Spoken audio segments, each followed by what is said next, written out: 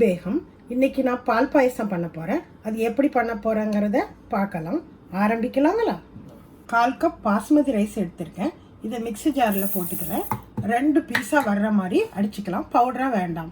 இப்போது அரிசி இந்த மாதிரி நல்லா உடஞ்சிருச்சு. அரிசியை கழுகிட்டு இந்த மாதிரி தண்ணியில் ஒரு 15 நிமிஷம் ஊற வைக்கிறேன். இப்போது பாத்திரத்தில் 1 லிட்டர் பாலை ஊற்றியிருக்கேன். 1 லிட்டருங்கிறது 4 கப்பு. இப்போ பால் முருவட்டும். இது முருவுறதுக்கு 20 நிமிஷம் ஆகும். மீடியம் ஹீட்டில் நான் ஸ்டவ்வை வச்சுருக்கேன். பால் இப்போது முருவுது. அப்பப்போ நம்ம இந்த கரண்டியை விட்டு இப்படி கலக்கிக்கிடணும்.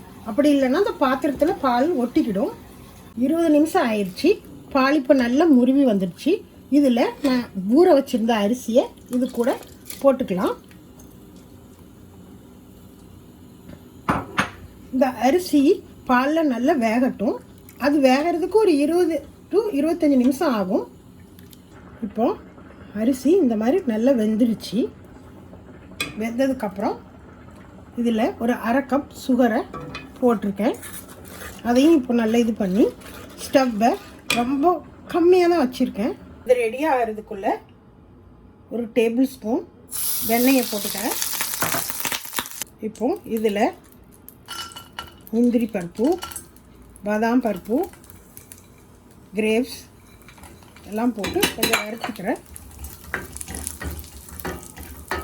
இது கொஞ்சம் நல்லா பொன்னிறமாகட்டும். அது மட்டும் கொஞ்சம் வறுத்துக்கிறேன். இது நல்லா முருவிடுச்சு. இதை நம்ம பாலில் போட்டுடலாம்.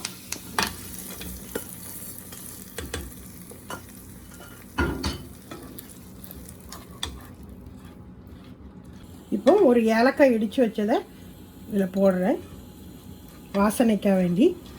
இப்போ கேஸை அணைச்சிட்டேன். இப்போ அருமையான பால் பாயசம் இப்போ ரெடி. இது ரொம்ப அருமையாக வந்திருக்குது. நீங்களும் பண்ணி பாருங்கள். இது வரைக்கும் என்னுடைய வீடியோ பார்த்த எல்லோருக்கும் ரொம்ப தேங்க்ஸ். உங்களுக்கு பிடிச்சிருந்தா லைக் பண்ணுங்கள், ஷேர் பண்ணுங்கள்.